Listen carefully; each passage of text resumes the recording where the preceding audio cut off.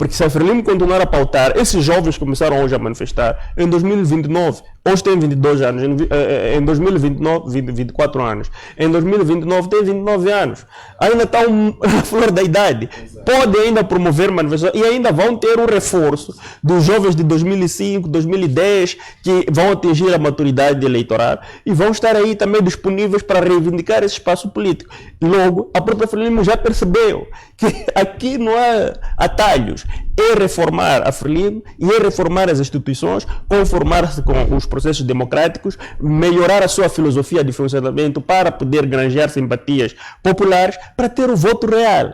Então, eu penso que é isso que nós temos que olhar como ganhos e não criticar uma chama da unidade que é necessária para cristalizar essa união que nós precisamos, para continuarmos a ser moçambicanos unidos e quando chegar a vez de reclamar, reclamarmos por um país real que existe e não um país fragmentado.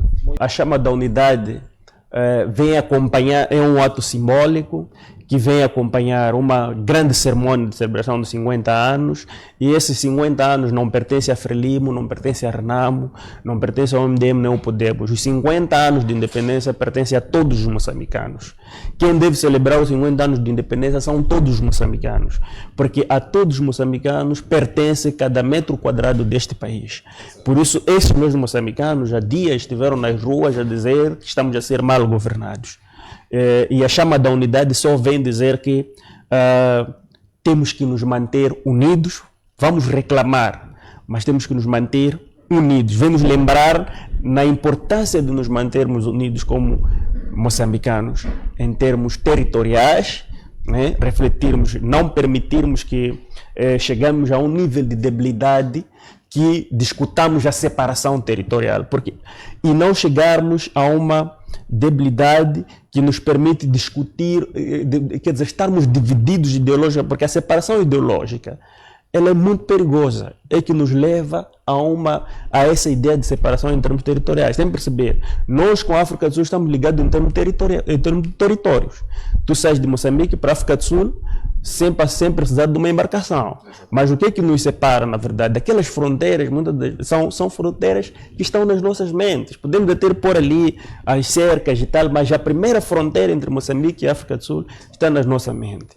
A primeira fronteira entre Moçambique e Malawi está na nossa mente. A primeira fronteira entre Moçambique e a Tanzânia está na nossa mente. Depois se consolida com aquele espaço geográfico onde nós vamos lá colocar. E a primeira união que existe entre nós como cidadãos, que depois alimenta as outras unidades, a unidade tem que estar na nossa consciência, na nossa convicção que nós nos convencemos que somos moçambicanos e que esse território tem que continuar unido. Quando a nossa mente estiver transformada e recusar nas ruas, nós precisamos cristalizar o país, precisamos cristalizar as nossas ideologias, as nossas convicções de unidade e passarmos esses valores para os mais novos. Para os mais novos também terem o mesmo espírito de luta. Se for a perceber, essa chama vem alimentar também aqueles jovens que hoje acreditam que o país está, vem alimentar o mesmo sentimento, vem regar o sentimento de pertença de pátria, para que os jovens, que hoje nós chamamos de adolescentes ou menores de hoje, amanhã possam ter o mesmo fulgor que os jovens que tiveram nas ruas há bocado tiveram. Esses jovens só estão na rua porque acreditam que Moçambique é deles, é um país unido. E este país que está unido em termos territoriais tem alguns elementos ideológicos que têm a ver com a governação que estão falhados. Então, as crianças de hoje também precisam passar por esse nível, por essa iniciação, em que familiarizam-se com os atos simbólicos do país, do Estado, reconhecem que esses atos simbólicos nos representam, esses símbolos são nossos como Estado. É a partir do desenvolvimento desse sentido patriótico que eles amanhã também sairão à rua para dizer este governo está errado, este governo não está a governar bem. Mas se nós quebrarmos este ritmo de publicitação dos atos simbólicos que nos unem, que trazem a reflexão sobre um Moçambique juntos, um Moçambique com um projeto ambicioso de governação, nós efetivamente estaremos a interromper um ciclo que vai fazer com que o divisionismo continue a aumentar-se e dessa vez não estaremos a discutir simplesmente a falta de comida na mesa. Vamos discutir porque o país está a dividir-se, porque Gaza, Inhambane e Maputo já não faz parte do Moçambique do centro, porque Sofala, Zambésia, Tete já não faz parte do Moçambique do norte e isto é é aquilo que também nós todos como cidadãos não desejamos. O mais importante é que o país continue, se tivermos que mudar de governação, que mudemos de governação, mas dentro de um espectro de unidade territorial e uma unidade ideológica que tem a ver com a questão da unidade nacional. Nós estamos numa fase de conflito em que estamos desavindos de diversas formas, em que o nosso sentido de pátria e de unidade foi colocado em causa de alguma forma por causa de tudo que aconteceu. Não estou aqui para apontar os culpados de tudo, mas estou aqui para dizer que nós, moçambicanos, a essa altura, não estamos concretamente unidos a um projeto nação que nos convence a todos nós. Há muito divisionismo. Daí que atos simbólicos como esses são necessários em momentos como este de crise para trazer a todos nós uma reflexão, porque a pátria, o Estado, a unidade, ela não pode só ser vista no ponto de vista apenas ideológico. A unidade também territorial, temos uma unidade, aliás, não pode, a unidade territorial é a primordial, que nos garante que Cabo Delgado, Niassa, Nampula, Zambésia, Tete, Manica Sofala, Inhambane, Gaza e Maputo continuem juntos. Isso é unidade territorial. Tem uma unidade ideológica que é todos nós moçambicanos estarmos convencidos que gostamos de estar juntos e que temos de ficar juntos. E essa unidade ideológica, ela influencia bastante para a continuidade dessa unidade territorial. Porque, e esta unidade ideológica é muito sustentada por esses atos simbólicos. Quando nós falamos hoje, por exemplo, um dos simbolismos muito importantes, a seleção nacional. Todos nós vibramos com a seleção nacional. Por quê? Porque é uma organização que representa todos nós como moçambicanos. A bandeira, o hino nacional, a nossa história, são elementos simbólicos que eles precisam de ser reavivados nas nossas mentes através de situações como estas, em que se promove uma ação pública que vai gerar um efeito dominó para outras áreas, onde nós vamos encontrar momentos de reflexão sobre o que é Moçambique, como é que nós queremos, quais são as nossas utopias com relação ao futuro, como é que nós pretendemos resolver os nossos problemas. Mas tudo isso só é possível quando nós temos uma compreensão que este país tem que continuar único, tem que continuar indivisível. E eu penso que este é o valor simbólico que tem a chama da unidade nacional hoje, de nos fazer recordar que este país tem que continuar unido. Agora, é preciso entender que há um lugar dos partidos que divergem entre si. Frelimo, Podemos, MDM, é um lugar reservado à confrontação política, e a chama da unidade não cabe neste espaço onde se faz a confrontação política, porque a chama da unidade é um símbolo de Estado e não de partidos políticos, apesar de estar lá o Daniel Chapo a fazer lançamento, mas fez-lo na qualidade de chefe de Estado e não na qualidade de presidente do Partido Frelimo. E é importante porque nós não podemos almejar o desenvolvimento de um país sem que esse mesmo país primeiro alcance a união, se cristalize, sem que este país alcance a concórdia, que todos como cidadãos entendam que nós estamos acordados e concordados que o caminho a seguir é este, que o país tem que continuar unido, que o caminho a seguir é este. Podemos ter todo tipo de divergência, mas essas divergências devem acontecer dentro de um espaço geográfico que é nosso e que nós estamos todos convencidos que deve continuar unido. E isso é muito importante e hoje isso está em causa, porque não muito longe em termos de tempo vimos a se discutir a possibilidade de dividir o país a partir do SAV, vimos a se discutir a divisão do país a partir do Ligonha, vimos vários tipos de manifestações que foram ocorrendo que de alguma forma colocam em causa este sentido de unidade. Temos problema de desenvolvimento? Temos problema de má governação? Temos. De corrupção? Temos. Falta de medicamento nos hospitais? Temos. Mas há uma coisa que é fundamental, que é manter o território unido, que é manter os moçambicanos unidos ideologicamente, convencidos, que querem permanecer juntos. Isso é muito fundamental. E é importante também ensinarmos às crianças de hoje que existem símbolos que nos unem e que existem símbolos que nos fazem, que movem a reflexão daquilo que são as nossas utopias. Isso é fundamental, porque se nós hoje deixarmos de promover estas questões que são fundamentais, vamos chegar a um nível em que a desunião será tanta e haverão grupos que vão começar a reclamar esta separação. Nós entendemos que, efetivamente, já não nos interessa estar unido ao pessoal do Sul, porque estes são isto e aquilo. Nós não nos interessamos mais estar conectados ao Norte e ao Centro. Então, é preciso, para nós evitarmos chegar a este nível e ensinarmos as crianças de hoje, por exemplo, o exemplo que se traz é que quem está a promover hoje as manifestações são os jovens de 2000.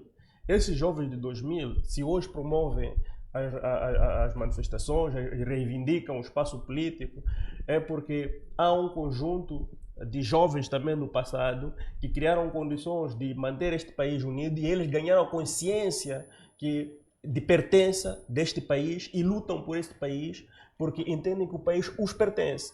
E para isso nós temos que manter este ciclo de ensinamento para que todas as gerações, hoje, as crianças de hoje, tenham um momento como este de reflexão, mesmo que não seja de forma consciente, porque muitas delas são menores, mas vão ver essa chama e vão refletir. Por que passou a chama no ano 2025? Qual é o símbolo? O que aquela chama representava? E isso vai começar a desenvolver dentro dele o patriotismo, que não, eu sou moçambicano, aquela chama foi um elemento simbólico para demonstrar que nós, como moçambicanos, somos unidos e que do Rovuba ao Maputo eu tenho direitos que me assistem e posso reclamar direitos políticos, econômicos e outros tipos de direitos dentro desse espaço geográfico. Quando estou em Nampula, estou em Moçambique e ninguém pode me constranger e me exigir um passaporte, porque é minha terra, é meu país e posso reclamar Zambésia, posso reclamar qualquer parte desse país. Não. Esse é um elemento simbólico. Não é de caráter político como se pretende passar. Não é um elemento despesista como as pessoas estão hoje a referenciar. É opinião e eu estou a emitir a minha. Eu acho que investir-se 30 milhões para garantir que os jovens de hoje aprendam que este país é deles também, aprendam que têm que lutar por este país, aprendam que daqui a 10 anos podem manifestar-se contra a má governação, é melhor que ficarmos de braço cruzado e assistirmos a degradar-se o nosso espaço em termos de o nosso espaço ideológico de união e vermos alguns atingirem o ápice do cansaço e a discutirem a possibilidade de separação. Esse princípio de comunhão, de unidade, vai se refletir também a nível geográfico, porque vamos começar a refletir nessas nuances que eu estou aqui a fazer referência. Então, a partir de hoje, vamos dividir Gaza em Inhambane e Maputo,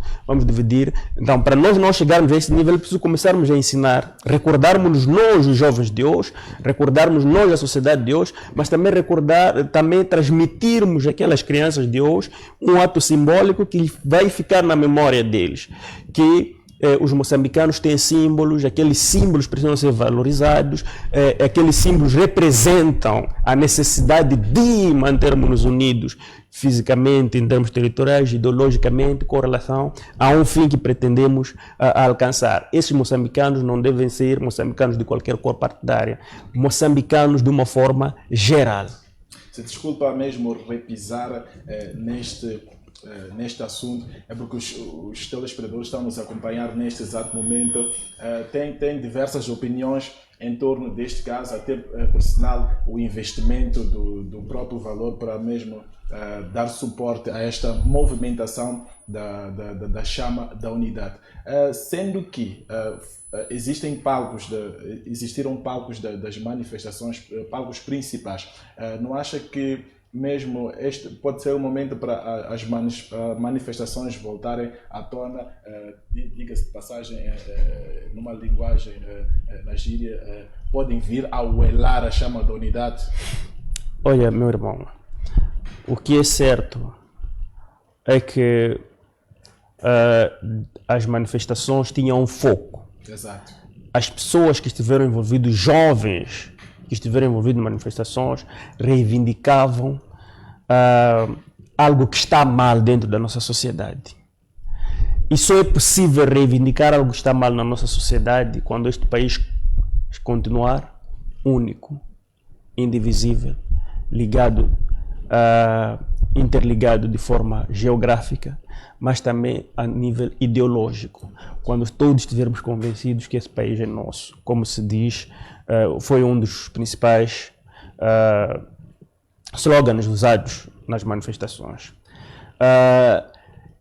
E nós estamos convencidos que para esse país avançar, para esse país crescer, é preciso que as dinâmicas internas sejam transparentes, aqueles todos os princípios de boa governação, inclusão, transparência e todos aqueles pilares que nós sabemos de boa governação. Mas é preciso também criar um ambiente que aqueles que são de fora, que têm os meios, estamos a falar de investimentos, estamos a falar de tecnologia, estamos a falar de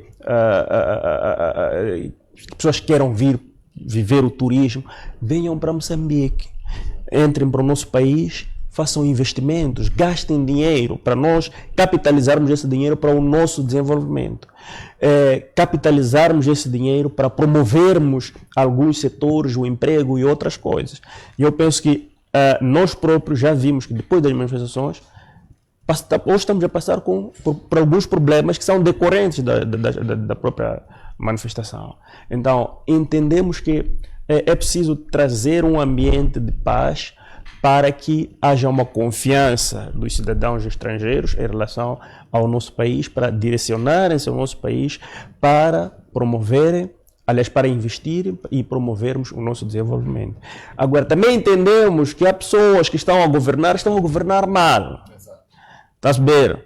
Há pessoas que estão a governar mal. E nós tivemos um período de 5, 6 meses de manifestações. Será que é preciso prolongarmos mais as manifestações para verem mais mortes, para verem mais aproveitadores que vão se infiltrar nas nossas manifestações para destruírem o nosso setor empresarial que nós temos, que também que esse garante emprego? E eu penso que há um grupo de moçambicanos que já entenderam que não, neste momento é o momento de baixar a guarda e olhar para este governo, ver se ele vai mudar, se vai apresentar qualquer novidade para dinamizar o próprio desenvolvimento do nosso país, para poder materializar aquilo que nós reclamamos. Isso passa por quê? Passa pelas reformas que são necessárias em termos políticos, que já hoje, através do compromisso que foi alcançado, já foi aprovado na Assembleia da República, está-se a seguir outros passos para poder se materializar. Isso passa pela conversa frutífera entre Venâncio Mondlane e Daniel Chapo, que já começou e nós aguardamos com muita expectativa ver o desenvolvimento desta conversa para trazer resultados palpáveis e essas todas as sinergias só são possíveis se nós, em algum momento, também pararmos um pouco de manifestar, porque uma manifestação atrás da outra pode estrangular a praticidade destes consensos que já foram alcançados, tanto pelos partidos políticos, tanto aqueles consensos que já começam a ser alcançados pelo Daniel Chapo e o Venâncio Mondlane. Aliás, foi com muito agrado que vimos mesmo o ex-candidato Venâncio Mondlane aparecer publicamente a pedir ao povo moçambicano para baixar a guarda e esperarmos vermos o desenvolvimento daquilo que já está a ser discutido nas mesas de negociação. Isso é muito importante, porque o timing é importante em qualquer conflito. Nós não podemos só lutar sem parar para ver se... porque acabamos pensando que a nossa luta está a ser eficiente enquanto está a ser ineficiente, enquanto estamos a nos autoflagelar. Então, é preciso a gente dar um tempo para ver quais as mudanças que vão acontecer. Eu, pessoalmente, estou convencido que se nós tivéssemos eleições hoje, ninguém havia de roubar votos. Ninguém teria coragem, porque sabe que roubar voto não dá direito a uma sentença do tribunal em Moçambique. Você vai roubar voto, vão te queimar. Para saber. Então, eu penso que há coisas que nós temos que mensurar, que foram alcançadas por via dessas manifestações, que as pessoas têm ter ideia. Há resultados grandes que foram alcançados. Essas manifestações foram frutíferas, geraram um ambiente de mudanças. Vimos agora uma reunião do Partido Frelimo que refletiu sobre a mudança. Até a própria Frelimo chamou-se de arrogante. Quer dizer, a Frelimo, sentada no Comitê Central, disse: somos arrogantes, tem arrogantes aqui dentro. Mas quem dizia que na Frelimo havia arrogantes somos nós, outros, de cá de fora, na mídia, dizemos que a Frelimo é um bando de arrogantes. Eles agora sentaram e disseram: nós somos arrogantes. E temos que mudar a nossa arrogância. Temos que nos comportar com civismo, nos aproximarmos do povo, e ouvirmos ao povo e transformarmos as nossas instituições. E vou dizer, esse processo de mudança é irreversível até para a própria Frelimo, porque se a Frelimo continuar a pautar, esses jovens começaram hoje a manifestar, em 2029, hoje tem 22 anos, em 2029, 24 anos, em 2029 tem 29 anos, ainda está na flor da idade, pode ainda promover manifestações e ainda vão ter um reforço dos jovens de 2005, 2010, que vão atingir a maturidade eleitoral e vão estar aí também disponíveis para reivindicar esse espaço político. Logo, a própria Frelimo já percebeu que aqui não há atalhos, é reformar a Frelimo e é reformar as instituições, conformar-se com os processos democráticos, melhorar a sua filosofia de funcionamento para poder granjear simpatias populares, para ter o voto real. Então, eu penso que é isso que nós temos que olhar como ganhos e não criticar uma chama da unidade que é necessária para cristalizar essa união que nós precisamos, para continuarmos a ser moçambicanos unidos e quando chegar a vez de reclamarmos por um país real que existe e não um país fragmentado. Costumo não discutir muito a questão dos 100 dias, porque eu entendo que quando um governo é eleito, não é eleito para apresentar um programa de 100 dias de governação. Um governo é eleito para apresentar um plano quinquenal de 5 anos, que é inspirado no seu manifesto, e por via deste projeto quinquenal vem um plano econômico e social, depois vem o Orçamento Geral do Estado e depois vem outros programas de âmbito governamental que são esses possíveis de serem escrutinados em função daquilo que é o seu plano quinquenal, porque esses outros programas inspiram aquilo que vem no seu plano quinquenal. Agora, quando dissemos que em 100 dias vamos fazer aquilo, é difícil hoje a gente mensurar. Por exemplo, ontem o Presidente da República inaugurou 2 embarcações e introduziu a cabotagem em Moçambique. Disseram que está vinculado no plano dos 100 dias de governação. Eu pergunto, a cabotagem que hoje é materializada começou a ser discutida a partir do dia 15 de janeiro, que Nyusi saiu do poder e Chapo entrou para o poder? Não. É uma discussão anterior à eleição do Daniel Chapo. Então, muitas das coisas que estão vinculadas no plano de 100 dias não são coisas que foram criadas necessariamente por Chapo. São coisas que já transitaram do presidente Nyusi, que provavelmente se Nyusi continuasse no poder também seriam materializadas na mesma dimensão. A governação de Chapo será mensurada em função do seu plano quinquenal assim que for aprovado e começar a ser executado. Então, eu penso que não é, para mim, eu pessoalmente não gasto muitas minhas energias para discutir os 100 dias de governação, porque ainda estamos num período em que estamos a ser divertidos por uma coisa que não é vinculativa ao próprio Estado. Pode vincular até o governo como uma sua estratégia, mas imagine que nós estivéssemos num país com um nível de democracia alto, em que o projeto do plano quinquenal entrasse na Assembleia da República e fosse chumbado 2 vezes, e por força disso tivéssemos que dissolver o Parlamento e irmos às eleições. Então, estaremos perante um governo que nos vendeu um projeto de 100 dias, mas depois o seu verdadeiro projeto de governação não entrou em prática. Então, estamos aqui numa situação em que nós temos que refletir nessas reformas que estão a ser feitas. É preciso a gente refletir como é que nós mudamos essa realidade, para que assim que o governo tome posse, é constituído, o Parlamento reúne-se, aprova o plano quinquenal e esses primeiros 100 dias estejam efetivamente vinculados dentro de um projeto do plano quinquenal já em funções, em execução, para nós mensurarmos que no plano quinquenal do presidente estava isto, e por via disso houve um plano de 100 dias elaborado e conseguiu alcançar-se isto, mais isto, não fazer transitar obras que já estavam em curso e dizer que consta dos planos de 100 dias. Para mim é muito falacioso.